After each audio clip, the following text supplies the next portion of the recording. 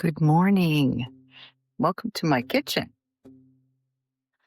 I am baking some rolls today, but I'm not going to talk to you about that. I'm going to talk to you a little bit about why I do what I do and how you can do it too. Baking gluten-free is not hard once you know the rules, right? And so I want to teach you that today. I'm so glad to be here. I'm glad you're here. I love it. This is my favorite place in the world, being in the kitchen. Now I get to be in the kitchen with other people too. Whether you're someone who needs to go gluten-free or whether you love people who are gluten-free, this is a place for you. I want everyone to feel like they're taken care of and that you can do this journey or you can help somebody else through it. I know people have children that have to go gluten-free, and it's all of a sudden like crazy. How do I do this? And so this is a safe place for you. Come ask questions. I'm going to be doing videos about the science behind gluten-free, why you should go gluten-free, and the fun. It's just fun. I love baking, and it was a long journey to get me here. But I'm really super grateful to be here and that you're here wanting to learn too. You know, gluten-free is not a choice for many people, and it's hard. You know, I didn't go gluten-free because I wanted to. I went gluten-free because I had to. And so for many people, gluten makes them sick and it impacts their health.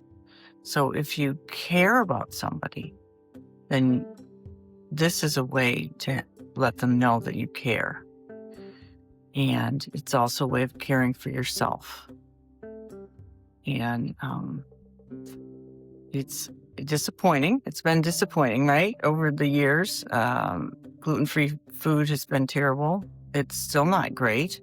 It's much better than it was before because it was not even thought of. And so there were very few things in the beginning. Now, there are more options, but they're still not great. So to get a really great pastry, you pretty much have to do it yourself. I used to run a patisserie in the western suburbs of Chicago, and it was so fun to help people and to serve delicious pastries to them because just to watch people's face light up, it's just great. So I want to teach you how to do that. Right now, I'm not doing that. I'm just working out of my kitchen from my home. And I'm doing porch pickups here in Waco. It's really wonderful. Okay, so right now, I have rolls that have been proofing in my oven. And so I have to go and put little egg glaze on them. And then I'm going to bake them. So I'll be right back. What do you think of these? What do you think of these? Yeah, beautiful. Those are as lovely as any roll that has gluten in it. They're just lovely. They proof really well. Now I'm going to put this egg wash, not glaze, egg wash on it. And I'm going to put them in the oven. It currently is preheating to 375. So I'll have to wait a few minutes. Let me get this done, and then I'll be back. That's what we'll watch, right?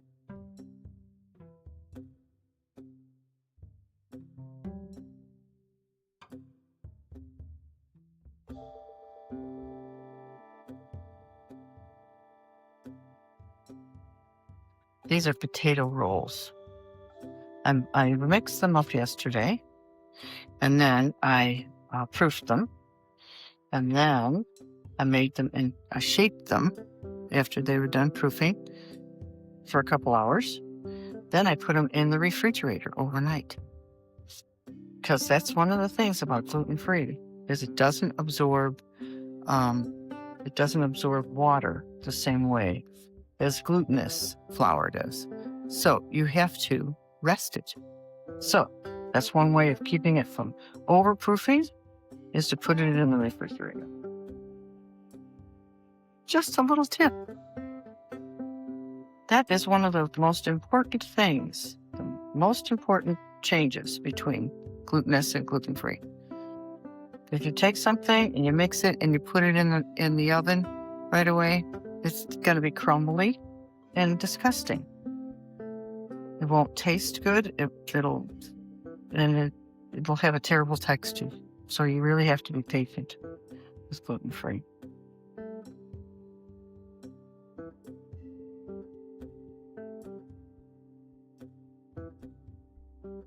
My gluten-free story started, well, my whole life I've been baking. And I've been baking with my mother and my grandmother. I was the youngest in my family and the youngest grandchild. So I spent a lot of time with my mother and my grandmother. And there was an age gap of 4 years between me and my next closest sibling. And so I spent a lot of time with my mother and my grandmother in the kitchen. We baked together, we laughed together, we had a lot of fun. And my grandmother was the very first person I ever knew that had a cottage bakery. They had apple trees, and so they would bake pies in the fall, all kinds of pies, and sell them. And at the holidays. And my mother loved cakes, so she made all kinds of cakes. And anyway, it was a really wonderful experience. I learned all the basics, and I just had a really good time doing that. And that all changed. In 2010, I had to go gluten-free. And it was great from a health perspective because I felt a lot better, and there was no way I was going to try to eat gluten after that. And actually, I really couldn't because it was physically so difficult for me. And so 2010, I had to stop, and I stopped baking because I couldn't do it anymore. I didn't know the chemistry, and everything I baked was terrible, and I just couldn't do it anymore. So I stopped.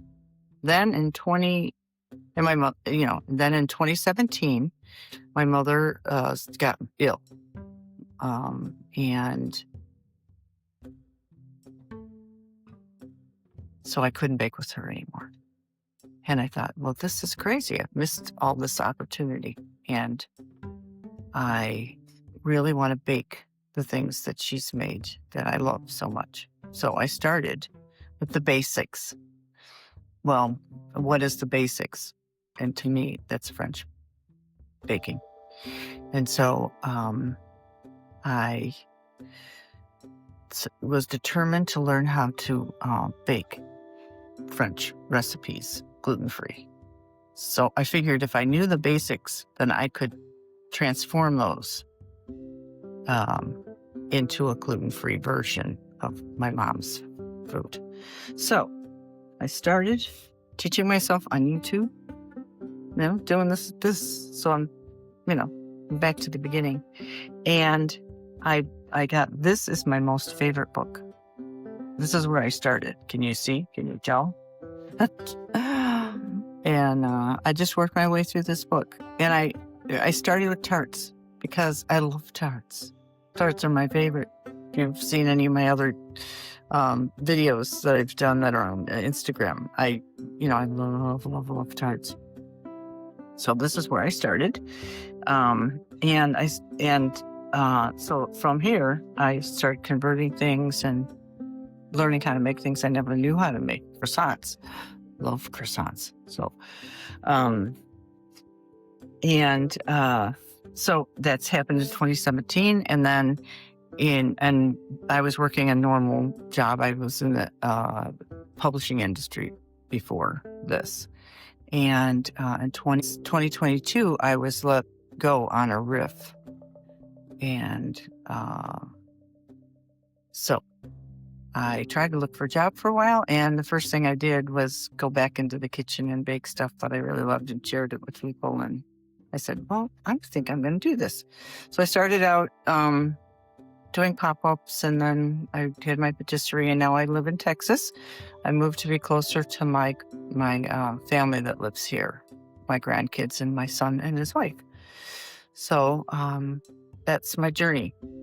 And I'm loving it now. Now what was something that was horrible and I didn't know how to deal with has really become a gift that I can share with others. And I just love that about it.